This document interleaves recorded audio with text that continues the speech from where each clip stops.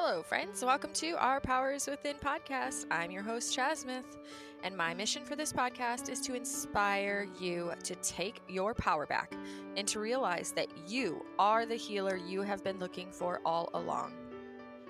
If you are enjoying the content from this podcast and the guests that I've had on the show, there are a few ways that you can help support future episodes. You could click the subscribe button so that you have every new episode waiting for you in your podcast library and you do not miss a good one. You could leave a 5-star rating or a quick review on Apple Podcast, and you could share your favorite episode with a friend or on your social media, tagging me at Our Power Is Within. Lastly, at the bottom of the show notes, you will find a link directly to a tip jar where you can support through the tip jar if you feel called to do so. So, how was last week's challenge for you? As a reminder, we were looking into our beliefs and perceptions to see where we could create a shift. Did you find a solution? Or not a solution, a situation? Did you find a solution? No. Did you find a situation or a belief in your life that that you were ready to flip around? I'll share mine with you. I am currently working on flipping my script around my dog and her well-being. I realize that I've had a lot of unnecessary worry and fear that something bad will happen to her, more than likely because of some past situations with my previous dogs. But I also know that all the worry in the world will not prevent something from happening, and it will only rob me of the ability to enjoy every moment in the now with her. So, this is a daily practice for me to shift my perception to trust that she is okay now and that this is what matters. It's also an opportunity for me to trust that I will always do my best as her dog mom and trust that even when or if something does show up at some point in the future, I will have the ability to discern and make good decisions to support her well-being at that time rather than try to guess all worst case scenarios and prepare today. So that's my share. If you have anything that came up for you that you want to share, please send me a DM or an email. I'm always loving receiving messages from you guys and hearing what's going on in your worlds. So today's challenge is going to go well with today's episode, and actually even last week's challenge is kind of like a piggyback. So today's episode is all about the 3 principles again. This term might be new to you and it might be familiar. It is actually the 3rd time that we're going to be discussing these principles on the show, and I'm so fascinated more and more every time I learn a little bit about them.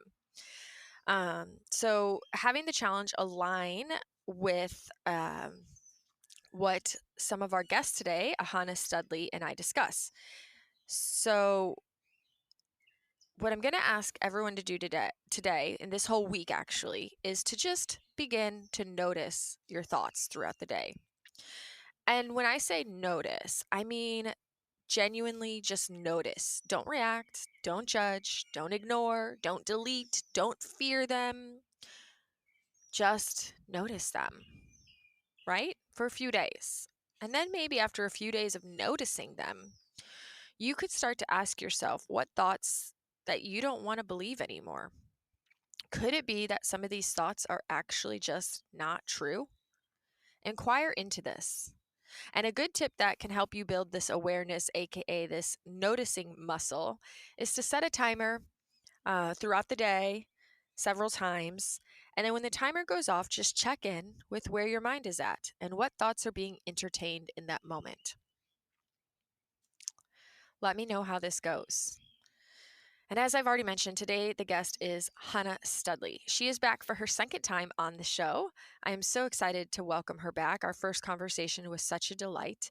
If you did miss the first episode where we listened to her story and how her awareness of these principles shifted her life for the better, you can go back and check out episode number 27. Today, Hannah uses analogy to help our cognitive minds understand more deeply what the three principles are, as well as ways that we can begin to see through the illusion of a thought created world. Check out the show notes for her links to her newest group course, as well as her book club, and so much more. And please enjoy today's episode. All right, Hannah, thank you so much for being back with me for round 2 on the podcast today. So nice to be here. Thank you for asking. Of course, I'm excited. I loved our first chat, so I know that today will be just as awesome. For everybody who's listening, I did have Hannah on a while back, probably about a year now, and we talked a lot about the three principles, which is kind of her specialty, and how they applied to her life. And she shared a lot about her healing story. And I will leave a link in the show notes to that episode to reference. But to start out, I was thinking that maybe you could give everybody listening who might be familiar with the three principles a refresher, but assuming there's a lot of people listening right now that aren't actually familiar with this concept or term, maybe we could start on just going over the basics of the three principles, what they are, and all that good stuff. Yeah, that's that's such a difficult question to start with because it really isn't what we'd call an intellectual understanding. It's not a cognitive thing, so it's kind of hard to describe. Which is why you'll find three principles practitioners use a lot of analogies and metaphors to describe what we're pointing to. But so here goes one. I came up with this one when I was telling my friend about what I was so excited about. Because when people get into something, they like, oh, this is it. This is the thing. I found it, And so my friend is a caterer. She's, into food. So I thought I'd come up with a food analogy. And I said to her, if you had a bakery and you probably have to order the same basic ingredients over and over again, like, I don't know, flour, egg, sugar, oil, right? Now, with those ingredients, she could make all the local fantastic things bakers make here in Israel, where I live.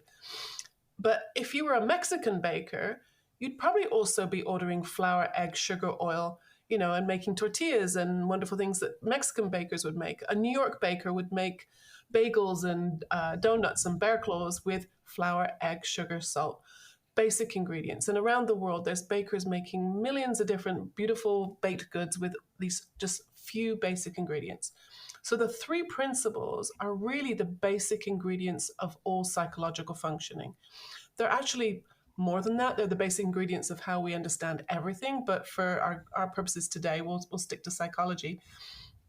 And so with these three principles, which are mind, thought, and consciousness, that's how we experience everything. Everything from pain and misery and anxiety to creativity and joy and abundance. They're how we experience the world around us. So we actually live in a thought-created world. And you could argue with me about that, but you'd be using thought to do that, right?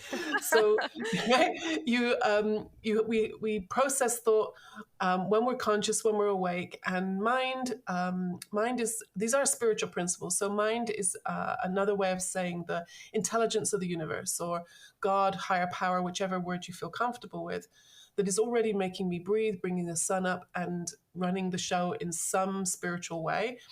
And so we are blessed with consciousness and thought to experience that world. So that's my very poor introduction to trying to understand the basics, because it's so simple that I think people rush right by it. But there's such beauty in the depth of this once you kind of see how magnificent the simplicity is. Yes, and how you said it's not cognitive, but yet we kind of all are often, not all of us, but there's many of us who struggle with being very stuck in that intellect, and we want to intellectualize and understand everything cognitively, and some Mm-hmm. things just can't be understood that way. Yeah. So what we usually say is, rather than trying to analyze it or understand it, what we're really looking for is insights. Because insight is when you have a shift in your thinking. And insights can be like big and like mind blowing and life changing, but they can also be very small and kind of amusing. Like I'll give you an example. When I was a student, and I went to Manchester University back in the early '80s, and I remember visiting a friend of mine in the dormitories, and her roommate was having cornflakes for dinner. And I remember thinking, you can't do that. Cornflakes are for breakfast, right? Because I grew up in a very straight, square kind of house, and my mother got the cornflakes and the Rice Krispies out for breakfast and put them away, and they were never seen. And I was thinking, if you had cornflakes for dinner, that means you're lazy, you didn't go shopping, you're flaky, you didn't, that's not allowed. Now I was a punk rocker, right? So here I suddenly realized I had this rule in my head that nobody had actually given me. I'd kind of made it up based on, how I was brought up. And then as soon as I saw her eating the cornflakes, and I thought, wow, is that allowed? Wow, that's actually cool. We can have cornflakes for dinner? And it was like, now, I'm not a cereal person. I don't think I've ever eaten cornflakes for dinner, but it was just, in that moment, I saw things differently. And that's a very silly example. But when you have an insight about something, it can change everything without the circumstances around you needing to change. And that's pretty powerful. And that's what happened to me with in my chronic pain story, is when I started understanding how the body works and how the mind works, I started to see things very, very differently. So insight is powerful. That's what we're looking for. Okay, that makes so much sense. I'm just going to go over a couple things for everyone listening so that they can follow along when you're using some of the different terms of the three principles throughout the chat today. So it's thought, mind, and consciousness. Correct. Yes, and it's so intriguing that that Sid decided to use mind to kind of relate to the spirit God, because that's what you said, right? Mind is what we look at as like what people think of as spirit God. Yeah, it took me a couple of years to work out why he used that word, because at first it seemed such a random word. Why mind? Why not nature or essence or something more spiritual or mystical? Mm. And then it suddenly dawned on me because we have our intelligence in our minds, and he referred to this as the intelligence of the universe, a loving intelligence. And I suddenly went, duh, right? If my intelligence is in my mind, then the intelligence of the universal is a universal mind, right? So I think it was very wise of him not to use the word God, because many of us have had either bad experiences or we have a lot of old ideas about God. So he used a much more general, generic word to make it, I think, more inclusive for people to for them to come through an open door and not be judged by previous experiences. And so yeah, mind is you could you could say higher power, but to me it's when I'm working with people, as long as they have an idea of something benevolent, loving, kind, because it's very hard to relate to something that is austere and punishing. It's nothing to do with religion. It's just knowing that there's something taking care of us, taking care of the world, and whatever you see that as is totally fine. And it doesn't even have to make sense to anybody else. It really is your own personal understanding of that. Okay, yeah. Yeah, I found it interesting because generally when you think of mind, you're like, my mind, and you think the mind is where all these thoughts come from. And so, Mm. yeah, it's interesting. And then consciousness, just for clarity for everyone listening, it refers to. Yeah, very basically, Sid would talk about consciousness as awareness. You need to be aware in order to be conscious of your thoughts. So unless you're, God forbid, in a coma or dead or drunk, I guess you're conscious, and that consciousness is kind of it's kind of the screen in which we experience those thoughts. If I wasn't conscious, I wouldn't be aware of my thoughts. That makes so much sense. Thanks for clarifying that. So, okay, so if there's somebody out there who's listening and this whole idea of three principles, thought, mind, and consciousness, is new to them and they want to learn more, where would you suggest people begin to even go into this, into diving into this understanding, or having these, you know, these, as you called them, insights about these principles, and applying them in their life? Yeah, I would first of all say go to the original material. Sydney Banks is the man who kind of put these ideas together in the 70s. And there is a, a website with at least three lectures of his on, and it's free. It's called sydneybanks.com. That's pretty easy to remember. Um, and so there you can hear him speaking. He agreed to be filmed later in his life. He passed away in 2009.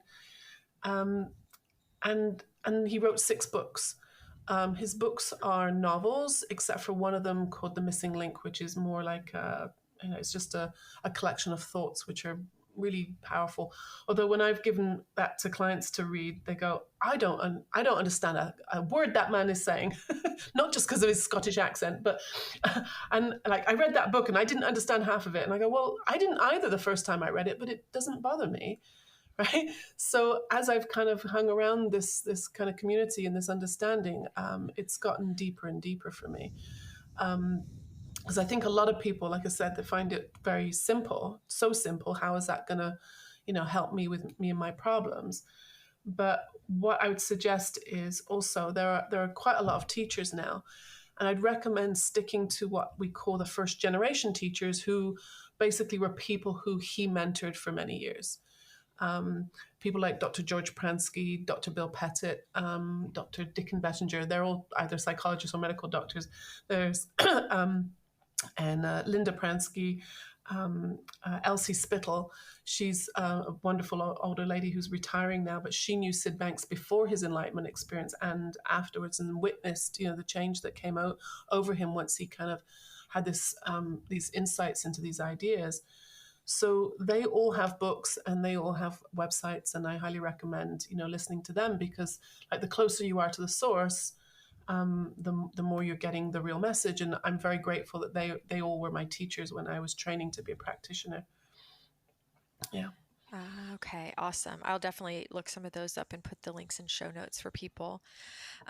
Maybe whether it's through analogy for people to understand, or through like a personal experience that you've had, could you help anyone listening try to understand what it would look or feel like when somebody is embodying these principles in their life?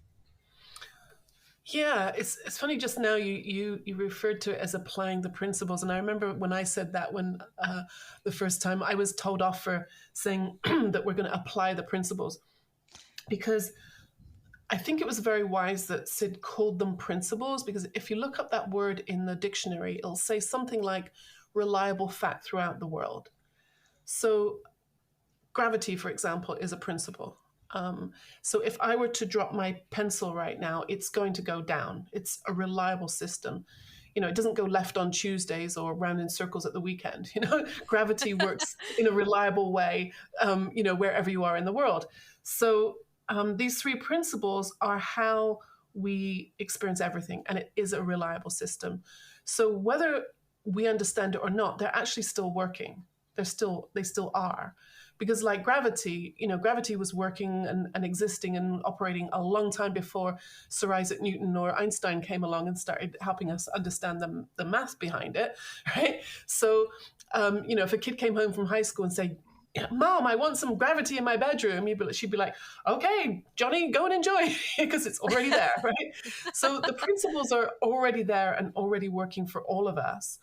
But we probably, like most of us, our minds are so busy and we're going so fast that we don't even kind of see it. So one of the analogies that I came up with was, remember, I'm not sure how old you are, but when I was a kid anyway, and we'd go to the movie theater, it was actual film in those days, right? Celluloid film. And the first cinemas were called moving picture houses, right? Because the pictures were moving. This was a new thing. And so when you slow down film, you can see the individual frames, right? And you speed it up and it gets, the action starts happening. It's the same with our minds. If my mind is going fast, I'm not going to be able to tell the difference between thought and feeling and behavior. It's all one big mush. But when your thinking slows down, you can actually see that it's always thought, feeling, and then behavior or reaction. So knowing and understanding this, it's helped me and hundreds of thousands of people now who are understanding this. I don't have to be a victim of my own thinking. Because before this, I've been coaching people for 30 years, and I'd trained in quite a lot of different modalities and got into a lot of different, self-help and transformational beliefs and concepts, where I was guided to see that the problem was in my thinking. And then, well, now you have to change your thinking, So there's so many techniques out there, from, reframing and journaling and expressive writing and meditating. And they're all, and there's nothing wrong with them, because we want people to be at peace, and we want people to, get free of all that stuff. So if it's working, that's fantastic. But what I was pointed to was to go a little bit further upstream and see why that's working. And when you understand that we're always feeling or thinking, and that thought is always moving, then it can't actually get stuck. So just to go back to consciousness for a minute, another way of saying consciousness is state of mind or moods. We're all familiar with either being in a mood or being around someone who's in a bad mood, right? And when we're in a low mood, the quality of our thinking is pretty poor. I don't know about you, but when I'm in a low mood, I get insecure, I can get grumpy, self-pity. Some people get very hostile, some people get very quiet. We all have different ways that we behave in a low mood. But it's kind of what's happening is that we're starting to believe the illusion that our thinking is true. For example, when people are in a low mood, their language usually gets very black and white. Like you can tell someone in a low mood because they'll say things like, "This never works out," and people, never understand me. I'm always on my own. It never, always, never. Those kind of words kind of belong in a low mood. Those absolutes. Yes, absolutes, exactly. It's always like this. It's never going to work out. I'm never going to get better. When I hear thoughts like that in my mind, because I can still get a funky thought every now and again, I'm human, I've learned not to listen. And because thought is always moving, that grumpy thought, that hostile thought, whatever it is, that negative thought is going to move all on its own. So there's actually no need to analyze it, journal it, reframe it, give it a movie soundtrack, all the different things that we're taught to do. Because it's almost like, if you think of thought like a train, if the train has left the station, trying to analyze your thought, it's like dragging the train back into the station to work out how to make it leave. Well, it already left, right? So trying to do anything to control and manage and analyze my thinking is actually messing with the system. So the more I mess with the system, the worse I'm going to feel, and that's going to compound that negative thinking. And so when I first came around the 3 principles, one of my first insights was I saw that even ignoring my thinking was doing something. Because, like right now I'm looking at my computer and there's, several things on the screen. And if I try and ignore any of them now, I'd actually have to put effort into ignoring them, right? It actually takes effort to ignore stuff.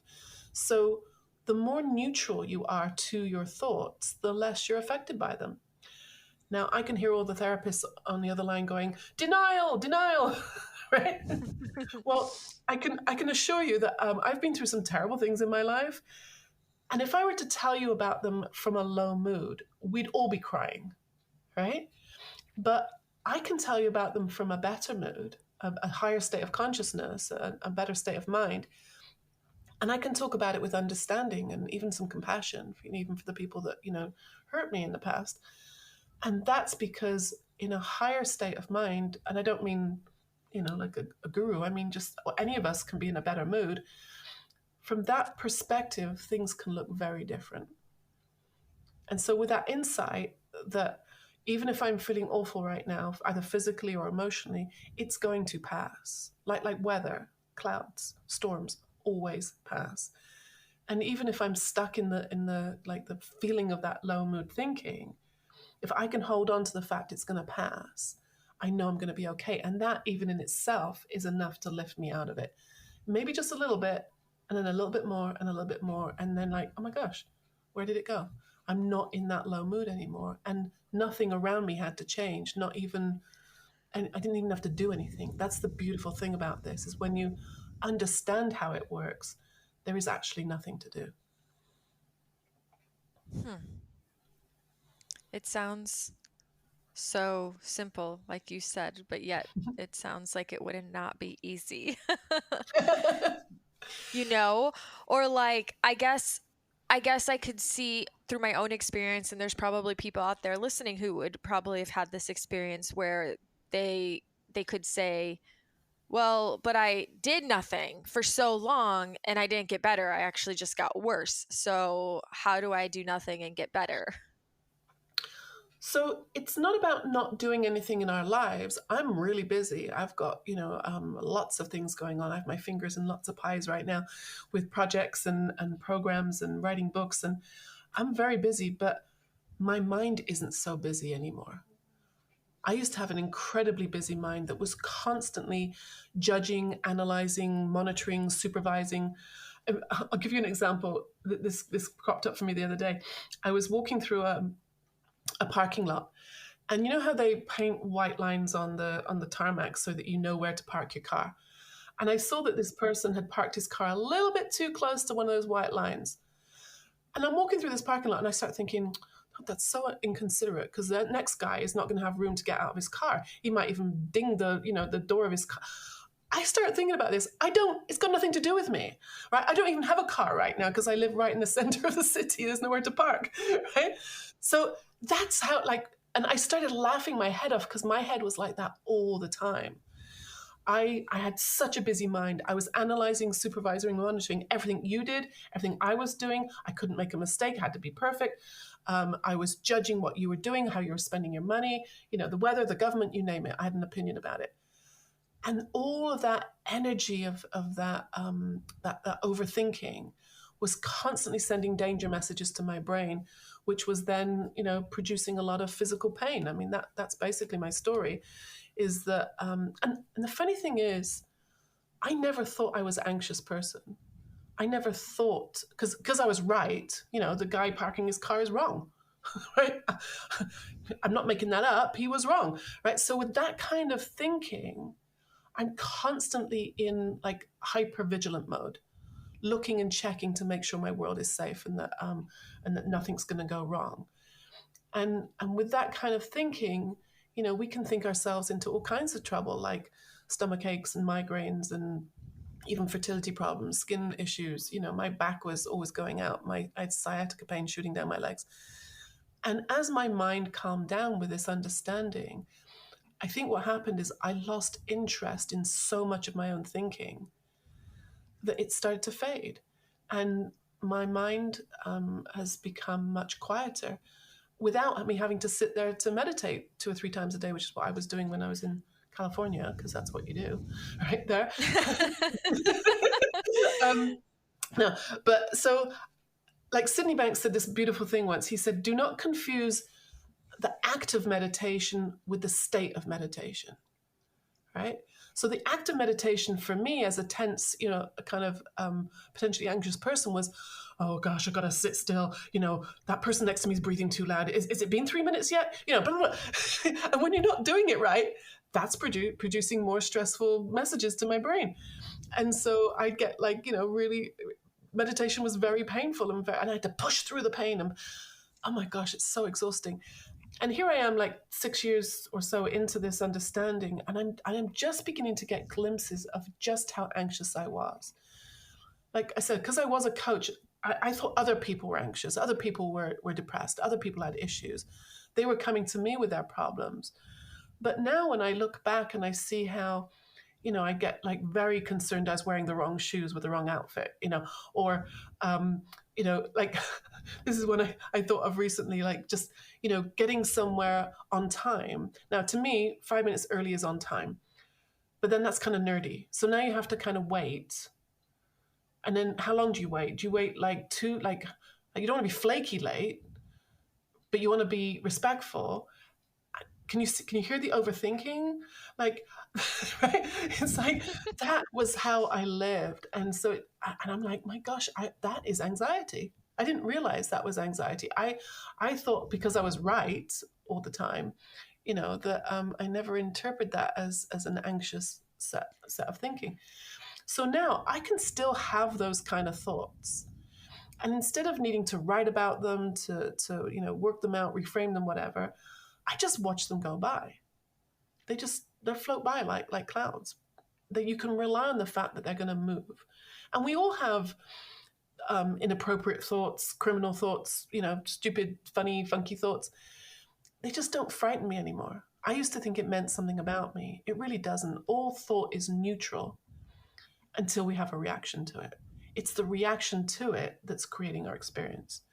So if I'm not frightened by it, I'm not frightened if I have a grumpy thought or a criminal thought or something, then I'm like, oh, where'd that come from? Okay, moving on. It's not a big deal anymore. Well, I can very much relate to not even knowing you had anxiety, because I have to say that the majority of my life, I realize that I definitely, it would be called anxiety, what I had my whole life, my thought process. But I also didn't know that until recently, actually, like in the last couple of years. Prior to that, I would have been like, oh, I don't have anxiety, because I thought anxiety was like people who would have panic over doing like something like like driving or this or that. I just thought it was more of an outward thing. And it was only in the past couple of years where I was like, oh, you mean all of this like over analyzing, overthinking, over worrying is what you call anxiety? Oh, okay. I didn't know that. Yeah. So I relate to that, but I have to also say that my mind is jealous of your mind now. My mind now is jealous of your mind now. I'm like, wait, to get past all that analyzing, supervising, judging, overthinking, that sounds like heaven on earth. Yeah. In It's a your head. huge blessing. It's a huge blessing because, and everybody has it. I mean, this is another basic belief in the three principles world, is that we all have innate health. Like Sid Banks would say, you are one thought away from good mental health. Now, that includes people sitting in mental asylums or people with all kinds of diagnoses. I've worked with clients with multiple diagnoses who, when they saw that they were basically torturing themselves with their own thinking, it went away. It's kind of like, like a cat, a stray cat. If you don't feed it, it's going to go away. My thinking calmed down because I stopped, I don't know, acknowledging it, reacting to it. I learned to have nothing on it. Now, that doesn't mean I don't sometimes get caught up, but the difference now is if I do get caught up in some thinking, as soon as I catch myself, I start laughing because how ridiculous it is. I mean, I'll give you a quick example. A little while ago, I woke up early in the morning and I immediately smelt something disgusting. Like I thought, that smells like the toilet's broken or something. So I'm lying in bed thinking, oh no, I'm gonna have to get a plumber. They're gonna have to, find, maybe there's a crack in the pipes. And then I thought, well, where are the pipes? Like they'll have to dig in the wall or in the floor. How will they find the crack? Oh my gosh, I'm gonna have to move out. I can't live here if there's the floor's all dug up and the bathroom's not working. I'm still lying in bed. This happens in like split seconds. And all of a sudden, I suddenly felt the intensity and the heaviness of being homeless. Now, thank God I've never been homeless, but my imagination is pretty wild, right? And I suddenly realized that even if that's true, I've got friends who live in my neighborhood who would happily have me come stay. I've got money, thank God, and I could pay for an Airbnb or a hotel, or my landlord's going to pay. I don't know, right? And I started laughing because I'd thought myself into a disaster in like 30 seconds flat that wasn't even, remotely on the horizon. So I got up And my bathroom is just fine. There's absolutely nothing wrong. What I think had happened was the cat had just had a poo, and maybe there was a summertime and all the windows are open, and maybe like a breeze had blown the smell towards me, and that's what I smell. Welcome to my mind, right? So I just started laughing. I was laughing for about 2 days after that because I was back in the good mood. And from the good mood, from that higher mind, that better state of consciousness that we all have, everybody has innate well-being. Everybody has courage. Everybody has resilience. It's how we're made. The negative stuff, the depression, the anxiety, that's the illusion. And it's a very clever illusion. It's very seductive. But the moment you see through it like it's just a shadow on the wall, it's nothing. It was just made of thought. When you see that it's just made of thought, it can disappear in seconds. And then my body can feel better. My day is better. I don't have to have anything on it. And I don't have to beat myself up because that would also be more thought going through my mind. Mm-hmm. Yeah, yeah. Having thought, then beating yourself up for having those thoughts. How could you be this person? How could you have these thoughts? Like, yeah, reacting to them, fearing your thoughts, all that is just kind of, it's just this downward spiral. Yes, it's just Yeah. more thought. So having less reaction to thought, being able to just laugh at our thought sounds heavenly, right? It sounds like so refreshing. Mm-hmm. But how do you get there? Because I feel like there's probably a lot of people like myself listening saying, yeah, but I've tried to just ignore my thoughts, or, oh, you already talked about ignoring makes Right. it more obvious. Yeah, yeah, yeah. But yeah, so it comes down to still trying to like intellectually understand how to embody this. I think that's why we say it's not an intellectual understanding, because an intellectual understanding is actually no understanding, because that's not it. Because people often ask me, how did I used to work in Hollywood. I did special effects in movies for a good 20 years. And people often ask me, how did I go from working in Hollywood to being, a life coach? And to me, it's pretty, there's a really strong connection, because my mind has a better special effects department than anything me or Steven Spielberg could come up with, right? Meaning, when I was thinking those thoughts about being, like having to move out of my apartment, that, my toilet's broken, I'm going to be, I was literally feeling this, I could picture myself with a suitcase living under a bridge, which there was no need for that at all. Now, one of the reason, if you can't hear that thinking, what I experienced in that moment was the feeling of that thinking. Low mood thinking has a certain kind of feeling to it. It's heavy, it's intense, and sometimes there's an urgency to it. Got to do something now, got to change it, got to send that email, post that thing right now. Because if I don't, they're going to get away with it. Right? Those feelings are coming from low mood thinking. And the moment I sense that, I'm actually sensing the special effects produced by the thinking. Because even a question like, well, how do I get out of it, is actually a kind of a low mood question. Because when you're in the basement, when you've been living in the basement, like down dark for a long time, you kind of forget that there's sunshine. And so if you are living in the basement, all you actually have to do is open the door and walk out. But when you live down there, you've probably forgotten where the door is. You don't even believe there is a door. And here's another analogy. I grew up. I'm from London, so the London Underground, or it's probably the New York London Underground subway, also was built in Victorian times, right? So in Victorian times, there was not electricity. So it wasn't like they were building this tunnel knowing electricity was coming. There wasn't any. So they had to build these tunnels really deep under the ground. I mean, they go under the river with horse-drawn carts, probably donkeys as well, right? So these horses and donkeys that were pulling all the dirt out of those tunnels and eventually would be pulling the carriages, when they were brought up to above ground, they would go crazy because they had gotten so used to the dark, the light was too painful for them. So they actually learned to bandage the horses and donkeys' eyes so that when they came up above ground, they wouldn't freak out, because a horse that bolts could hurt someone badly. So it's the same with us when we've been in a low mood for a long time. I suffered terrible PTSD for probably a good 10 years. And people would say to me, oh, let's go for a walk or let's do a painting class. I'm like, are you kidding me? Do you know what pain I'm in? Do you understand what's going on in my life? I could not compute why you would see going for a walk or painting or whatever lovely thing you were talking about, meditation. It didn't register with me because I was living in this dark, horrible place. But as soon as I started to see that dark, horrible place was only made of thought, I only thought the world was a dangerous place. I thought that I was insecure. I thought that, life was out to get me. That was a thought-created experience. And now if I get thank God I don't even go near that kind of thinking anymore, but I can tell when I'm heading in that direction these days. And for me, it'd be something like sarcasm or being a bit impatient or snippy with people. When I detect myself getting like that, I'm like, uh-oh, what's going on? I just don't listen to any more of that thinking, because if I know now that there is no solution at the end of more of that kind of thinking, there is no, it doesn't end well, right?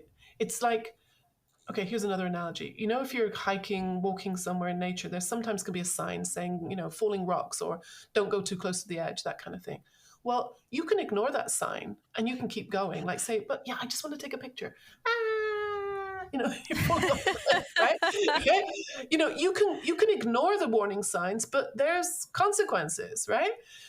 You can, drive fast on an icy road, but you're probably going to skid. I can keep listening to my negative thinking, but I'm probably going to think myself into a miserable life. And I did for a long time. And it's innocent. I didn't know any different. We often use the word innocent because I innocently got caught up in my thinking. I innocently thought the world was a scary, dangerous place. I innocently thought it was all your fault. If you, I'm not picking on Chaz right now, but if the people in my life would just behave, if the weather would just get better, if the government, then I'd be okay, which is a complete innocent misunderstanding, because I'm only ever experiencing my own thoughts, my own thinking. And as we established, if thought is always moving, then whatever thought I got caught up in is going to change. And I don't have to do anything to make it change, because its nature is to move.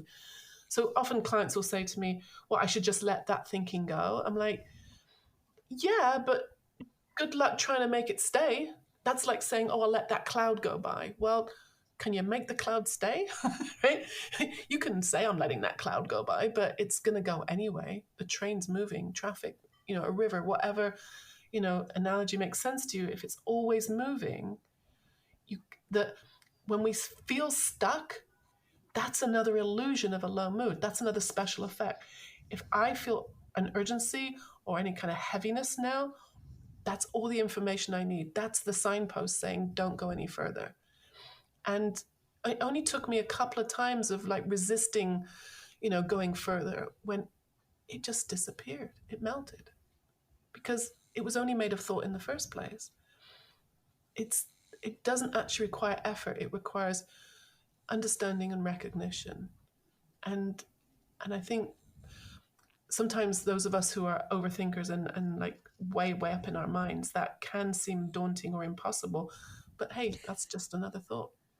So, okay. So, are there any kind of little rituals or habits or actions that we can take to learn to not listen to our thinking, like to not trust it, to believe it anymore? Like how you said you laughed at your thoughts, like you just laughed at them. Like, is that a good approach? So that the laughter is automatic. The laughter isn't a technique. I guess an actor can make themselves laugh, and it might be quite convincing, right? But see how you just laughed? That was instantaneous, right? It was automatic, because your default setting is happiness, laughter, well-being, and so maybe I can explain it this way. I had a client recently, and she was talking about some terrible thing that was happening within the family. And she said, "Oh, then she said this actually happened before, and last time it happened, I was able to forgive this family member." She said, "But this time, I'm trying really hard to forgive him, and I just can't." And I suddenly saw that in a low mood, you have to work at forgiveness, you have to work at gratitude. But when you're in a good mood, it just comes naturally. Laughter will come naturally when you're in a good mood, when you're in that good feeling. Like, for example, if Chaz and I, hosted a dinner party and we invited all our closest friends, we'd probably all be, you know, pretty much well behaved. We'd all be saying please and thank you. We'd like thank Chaz for making a wonderful meal, and whoever brought the wine, we'd be polite to our neighbors. Hello, who are you? What do you do? Right? Because when you're enjoying yourself, you don't have to try and be nice, try and be grateful. It just comes naturally. Whereas when I'm in a low mood, I cannot do that. I can employ techniques and methods, and I could like maybe force myself to, you know, be grateful and see the good side of everybody and through gritted teeth, right? But it's not coming naturally. But when you're in a better mood, it just that laughter. See, when I caught myself and thinking that really low thought that was making me, I could feel the heaviness of it when I thought I'd be living under a bridge. When I caught how ridiculous that was, the laughter was automatic. It wasn't a technique, it just came naturally, because once we see through the illusion, you're back to who you really are. You're back to your wellness, to your well-being. It's innate. That's what innate means. It's there. So any negative stuff like being in a bad mood, the self-pity, all that stuff I was drowning in before, was the illusion. So, I mean, when you were first learning about the three principles and you began, in a sense, embodying it in your life, and you were in this very low state, I guess what was the guiding point? Like, what helped you get through it? Just the simple act of believing and trusting, like suddenly that it was all an illusion?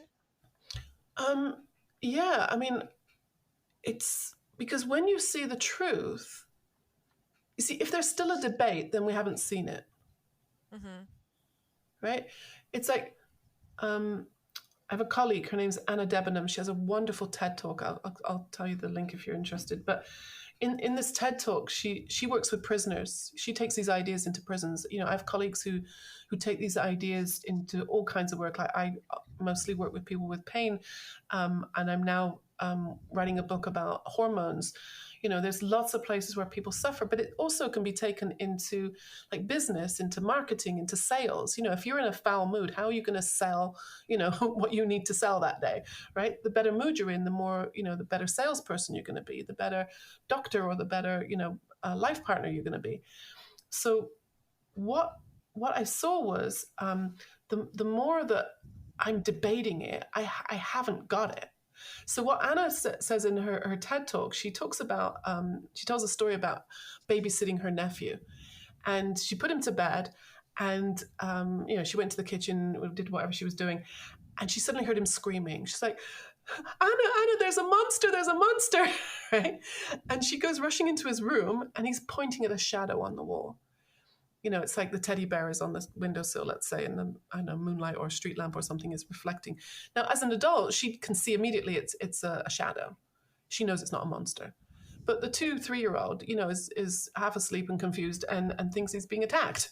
And so she calms him down and she like moves the teddy. Look, Teddy can dance. Look, we can do bunny ears, And so he starts to understand shadows. He doesn't have to be afraid. There's no rule that says you have to be afraid. So I bet next time he saw a shadow, he might have gone like, oh, Anna wasn't scared. I don't have to be scared. Look, it's just a shadow, right? When you see what it really is, there's no debate anymore. And you start to not have to like fall for it the next time. If an adult is still like thinks that the shadow is going to get them, there's some kind of mystical power in that, then they're still caught up in the illusion. And I started seeing how those illusions, I have all kinds of stories in my head about, like I said, from what shoes go with which outfit to what I think about, politics or, food or all kinds of things. When you start seeing that they're just made of thought, they're just stories, and they're not a rule, then there's freedom there. Okay. You've kind of briefly mentioned a little bit about like chronic pain and illness, but for anyone who's listening, can you explain how this applies to people who might be finding themselves in years of chronic pain or sickness? Yeah, I mean, I had chronic pain for 25 years, and I'm not a doctor, so when chiropractors and osteopaths would tell me, oh, well, you have a bad back because of your 3 herniated discs, or you have your arm is numb because where my neck was broken, the nerves come out of there for the arm, or my sciatica pain was coming from my unstable pelvis because I have one leg longer than the other. Well, all of those things are still true. I still have one leg longer than the other, and my pelvis is still slightly slanted, and I have no pain. Right? I have no pain. My herniated discs, from what I learned now, have all healed. So what I've learned is all injuries heal. So if my injuries healed 25 years ago, why am I still experiencing pain? And what I learned is chronic pain is coming from a different part of the brain. Pain normally shows up in the prefrontal cortex, which is like just behind your forehead. That's where your brain kind of processes thinking, and pain would show up there normally. I mean, the brain's very sophisticated. It's not just in one place, but generally. People with chronic pain, if you were to do an MRI, that pain would show up in their brain at the back of the skull, which is where the limbic system is, which houses the amygdala, which is in charge of the fight or flight or stress response. So straight away, I started understanding, oh, my pain's coming from my stress levels. So as a trauma counselor, that was like my former area of interest because I'd gone through so much trauma myself. I remembered how we learned that when the fight or flight response is activated, it generally is designed to last for about 20 minutes, because in 20 minutes, you should be able to find the fire exit, call the emergency number, get away from that tiger that's chasing you, and then your body is flooded with all these stress chemicals, and it takes about 72 hours for that to clear out so that you're ready to face another emergency. But most of us these days aren't sitting in stress for 15, 20 minutes. We could be sitting in stress for 2 hours, 4 hours, 8, 16 hours a day, day after day. I have clients who've been sitting in stress for 10 years. And so when your adrenal glands and your thyroid and all these parts of the body are being kind of abused in a way, they're being asked to do something they weren't designed to do, then there's going to be problems. A lot of people have stomach problems, for example, and it's because when you're in a state of emergency or crisis, your brain actually stops digestion, because to digest lunch would be a luxury if you're running from a tiger or trying to get out of a burning building. So the problem comes then when we get hungry and we want to eat, and the stomach has kind of gone on strike, and there aren't the right enzymes and the right muscle movements to digest lunch. You're going to get bloating and pain. Same with fertility. Making babies is a luxury if you're running for your life. That's why a lot of people in prolonged anxiety and depression have fertility problems. Mine mostly was my back and my legs. I was paralyzed several times, and I have not had that kind of pain in 6 years now. And I totally believe it's because as my thinking slowed down, calmed down, and I was living more in that state of meditation, in that peacefulness, in my innate well-being, my brain didn't need to produce pain anymore, because it didn't need to get my attention anymore. Pain serves a purpose. Whether it's because you twisted your ankle and it wants, your brain says survival means take your weight off that twisted ankle, or if the pain is coming from, something stress related. All pain is real. So if anybody's listening who's been told that it's all in their minds, it kind of is, but it's still real, right? Because all pain is in the brain, and you can look at phantom limb pain and things like that to see how pain is a message coming from the brain, and it's there to help us survive. And in chronic pain, it's kind of gotten some misinformation, because that continued stressful thinking is like another special effect that's kind of the illusion that we're in danger when we're not. And now I know I'm not in any danger, my brain doesn't need to produce pain anymore. So a lot of the people I work with, when they see that, when they have an insight that their injury is healed, that they're kind of been torturing themselves with their own thinking, their pain, and it's not just like pain, it can be eczema, like I said, IBS, asthma, migraines, all kinds of ways that the body is sending us a message. It can fade away. Sometimes it can go like that, and other people it takes a bit longer. But we can all get well from chronic situations when you see the truth about the connection. Right. Yeah, yeah. And you, in your experience, through your own personal experience and being a coach, for many years now, you've witnessed a lot of people overcome different illnesses and different pain syndromes through this understanding. Yeah, yeah. Yeah, like I said, sometimes it can be very quick and sudden. Like I had a guy here locally one time, came to me, and I mean, he did know about the three principles, but he just had a surgery on his shoulder, and like most people who had surgery, 2, 3, 6 months later, the pain is back.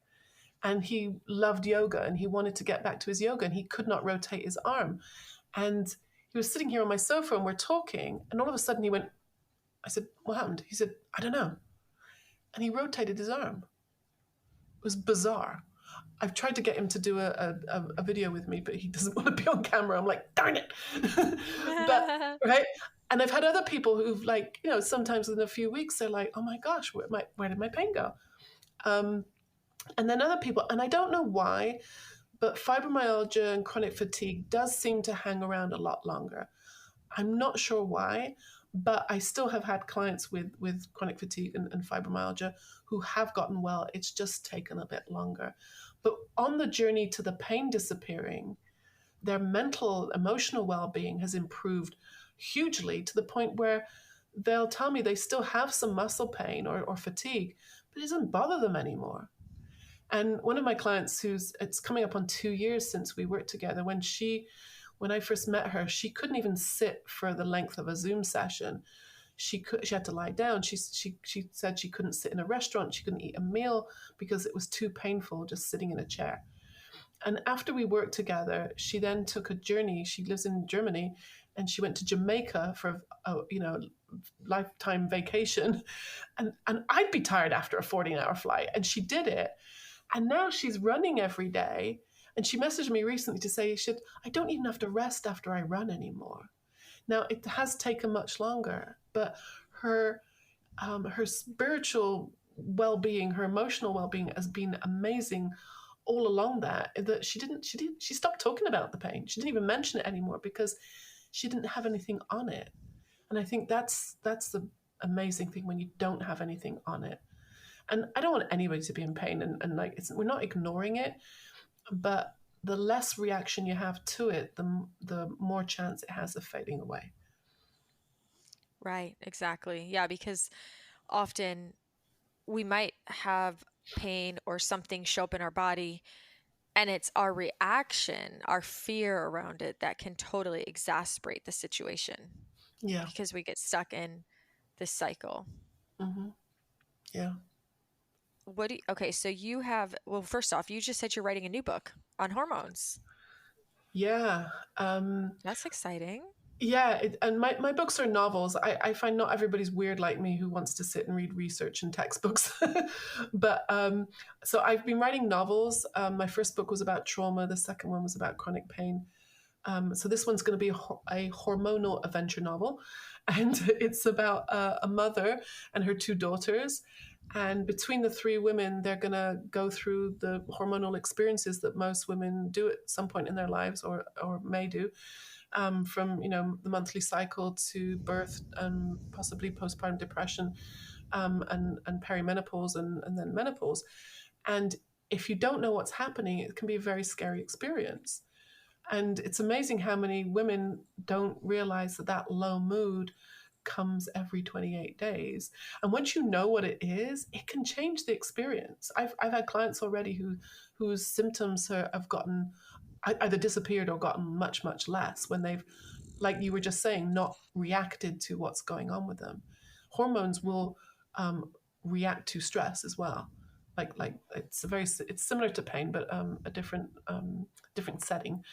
So yeah, so this is going to be a book about hormones, and it's not about what to do about all those things. It's how, like with everything, if you understand how your mind works, then whatever situations we have to go through, it's going to make it a lot easier, and Right. possibly, like say symptoms actually disappear. So yeah, that's one of the projects I'm writing a lot right now, and I'm researching it and finding it fascinating, historically, and whatever the latest science is with it too. Fun. When do you think that will be out? Oh, it probably another at least 6 months, probably a year, because writing, because especially a book like this, I want to make sure I get the science and the research right. And I just kind of came up with I just discovered something, a connection between progesterone and estrogen and stress the other day. And so now I have to read up textbooks on the endocrine system, and I'm not a doctor. So it's like, and then writing the book is kind of almost the easy part. And then the editing and the publishing part is, that can take a while. So probably not before next summer. But I'm writing every day, so I'm going as fast as I can. Yeah. That's exciting. Book Mm-hmm. number 3. Yep. And then speaking of books, you actually have a regular book club, right? Yeah. I have a book club that we started out by reading my book Painless. The middle part of the book is about how character Deborah, who's kind of like my alter ego, she presents these ideas in a pain clinic in Australia. And so reading that with a group, we talk about the ideas that she's presenting, similar to what we've been doing today, talking about the principles and how they, how that works with an understanding of pain. Um, and that group, we had such a great time that the group wanted to continue. So we're now reading the books of Sydney Banks, and we're on a second book right now. It's in Quest of the Pearl, and it's an amazing story about a man who's recovering from cancer, and he goes to Hawaii thinking, sunshine and palm trees, that's going to fix it, right? Of course, he's still miserable, and he bumps into a character very, similar to a Sydney Banks character, an enlightened person who introduces him to these principles and these ideas, and he starts to get well, and his whole outlook on his life and his pain just starts changing. So the book club happens two nights a month, or it was night for me anyway, morning for California, and so I read something, we discuss it, and it's a really nice group. Yeah. That's awesome. And is it something that anybody can join when you start the next book? Yeah, yeah. I mean, my client, the members pay like by month for 2 sessions, so you can stop and start anytime. And the books are they're so simple and so rich in the beauty of them. You don't need to have read the stuff before, and I'd happy to give an introduction, and can give a link to where they could buy the book if they want to. It's not necessary to have the book. So yeah, Oh, okay. anybody can jump in at any time. So yeah, please contact me if that interests you. Awesome. And you also have a new program coming out in the new year. Yeah, I'm very excited about this. So I've been coaching one-on-one with many pain clients over the last 4 or 5 years now, and so and as I've gone on, I've acquired a lot of science and information and better stories and analogies to explain all this stuff. And so I decided to make it into a course. So I opened it up starting in January. It'll be an 8-week course. There's 2 options, either Sundays or Wednesdays, although Sunday is almost full. And it's a 90-minute session each week. And I'll start off by going into the a basic understanding of the pain science and the latest research. And then the rest of the course is really going to be taking a deep dive into these 3 principles, similar to what we've been talking about today. And I have lots of resources and videos and books, and there'll also be a WhatsApp group for additional support in between the sessions, and everyone gets a bonus one-on-one coaching session with me, to be used at any time. So so the Sunday group is almost full. There's still a bit of room in the Wednesday group. So if anybody's interested, contact me through my website, or or Facebook. And I'm really excited about it because it's the first time I'll be presenting these ideas to a group as to just one-on-one. So yeah, Yay. I'm excited to start this. Yeah. Congratulations. And then just for anyone who's listening, this will be something that you'll also do again down the road. So it's not Yes. like a one time, and if they don't make it in January, they don't get a chance. Yeah. Yeah. Yeah, I hope to do it. awesome. I hope to do it later in the year as well. Perfect. Cool.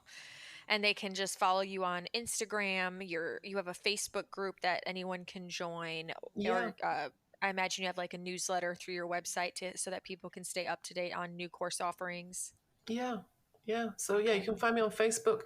My Facebook group has like over 2,000 people in it now. So every day, several times a week, I post things about these ideas and different ideas, about how this works in your life. And yeah, there's lots of inspiring stuff there. And people can come and post questions and get a lot of help there as well.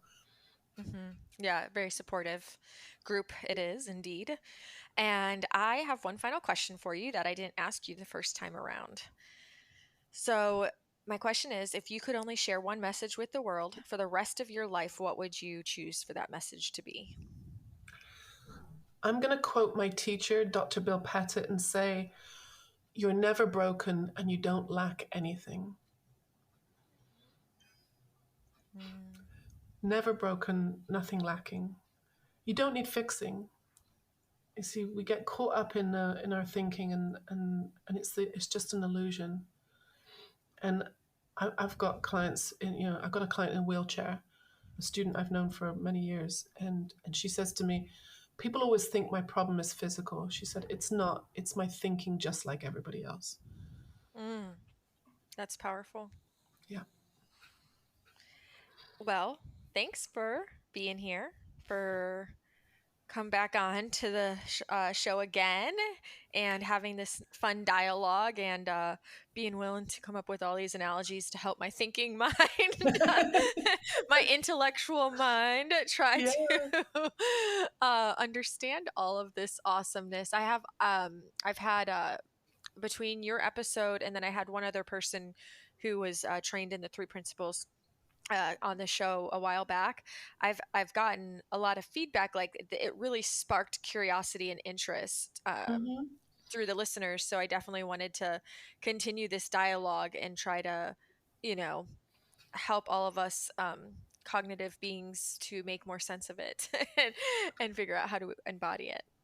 Yeah, I want to commend you. It's you're doing a great service and like bringing this to more people. It's you're doing a great job. I really appreciate your inviting me back, and it's a great opportunity. Thank you. Friends, that is a wrap. Thank you so much for being here with me once again. What are your thoughts? Where is your mind right now? Are these principles resonating for you? I would love to hear more of what you come up with this week, and if you have any profound epiphanies. And like I said already, you know where to find me. I love when you share. Until next time, as always, make this week great.